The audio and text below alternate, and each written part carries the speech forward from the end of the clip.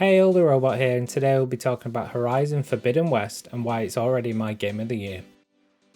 2017 saw the release of Horizon Zero Dawn, and with it, a new protagonist joined the ranks. Aloy was here, and with them came a beautiful world full of machines and fun adventures. Quickly becoming a household name and building a huge following, there was no doubt this series was here to stay. Fast forward to 2022, and with it, Guerrilla Games have released the next chapter in Aloy's story, Horizon Forbidden West. Like so many, I worried the sequel couldn't live up to the first experience, but that didn't stop me from feeling tremendous excitement going into checking this one out. Right from the start, you'll feel at home again. Aloy is on another adventure and needs your help to uncover all it has to offer. One of the best improvements over the first title is how the story has been crafted. Whether you want to spend hours finding all the extra logs or brush past them in search of your next task, you'll be able to enjoy and understand the story's drama unfolding. It's a story filled with intrigue, numerous characters, and many twists that'll keep you guessing and wanting more. So much that when you reach the point of no return, you'll feel a little sad that the adventure is almost over. That being said, both the build-up and finale of this game live up to that hype. In my eyes, Guerrilla have delivered an exhilarating adventure that is deserving of Game of the Year. There's just so much to it, with explosive combat, action scenes, and all while staying true to the series' roots. You're still in for a sci-fi open world experience, whilst foraging alongside huge machines in the vast open world. That being said, for those that didn't play Horizon Zero Dawn, you need not worry that there is going to be a lot to get your head around and understand. In the early stage of the game, you're taught core abilities and given enough backstory to bond with Aloy. Sure, it can be seen as still a lot to take in, but that connection to the story is an essential factor as you venture on your quest. So let's talk about the story and why it's so powerful. Right from the outset, they've made note to improve some of the less enjoyable moments of the original, and using an array of new characters, providing a much more rounded and enjoyable experience. It sheds light on several sub-themes, such as being in the public eye, learning to delegate, and reflecting on past experiences, all brought to life through Aloy's cutscenes and NPCs' reactions to them. One of the core elements throughout the world is your battle with the machines, which felt much more exciting than in the first game. It's like they took the aggression and fight back and then turned it up to max. You'll have a real fight on your hands this time around. Making the most of the stealth approach going in will only give you the upper hand for so long. You'll want to make the most of targeting weak spots, using weapons that they are vulnerable to, and in many cases knocking off their weapons to use against them. Whilst these heavy weapons add a pleasing element to the fights, I preferred to stay true to my bow. I often opted to have numerous equipped at once going into battle, and then as I scan each enemy with my focus, quickly switching to the most effective at the moment. As you progress through, you'll discover new armor and weapons, which can be tailored in several ways. You'll have control over this, so rather than a linear flow to upgrades, you can pick and choose which feels suitable for you. I focused upon improving my defense, melee abilities, and my bow, rather than other things such as traps. Whilst this is an open world game and you can choose when to take on the main quest or side quest, there are certain moments with forced linear flows that sometimes feel odd. Thankfully, these are within the quests. Most notably, there's a moment in a room with two floors where you want to jump to the lower floor but aren't able to due to an invisible blocker. It feels a little confusing as you think it's broken, but once you go the right way that is intended, you'll realise why. Aside from that, in some zones you'll feel like walls should be climbable, but if you're using your abilities, you'll quickly be back on the right path with your pulse highlighting the climbable approach. Neither of these moments drew away from my enjoyment and was more of a learning curve to how I should be using Aloy's abilities and navigating the world. The world has more to offer this time round, adding more personality and enjoyment throughout. Discovering new tribes, stocking up on resources, and the side missions are all vastly improved. What's great is the side missions don't feel forced. They add to the experience of the game in their own unique ways. You'll be doing many quests throughout these, yet none feel like a carbon copy of others. I think those looking for a rich experience post-story credits will be happy because there's so much more content on offer, and those that taking them on whilst venturing through the main quests will enjoy them alike. Whether you want a day off searching for collectibles, scaling tall necks, or testing your might, it's all on offer as well as so much more. Honestly, I'm blown away by the amount of content this game has. I've only touched on a handful of things within this video. If you're looking for a game you can sink your teeth into and a vast open world to discover, then this is for you. The main quest line is over 10 hours on its own, and that's not including foraging and taking on side quests. I'd estimate at well over 40 hours worth of content, plus an endless amount of time if you enjoy in-game photography, as this game is simply stunning on the PS5.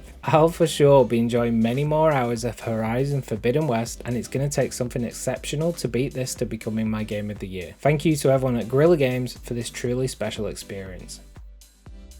Thank you so much for watching. If you enjoyed this video, make sure to hit that like button to let me know. I'll have more videos soon, so if you don't want to miss out, make sure to hit that sub too. But until next time, have a great day and I'll catch you soon.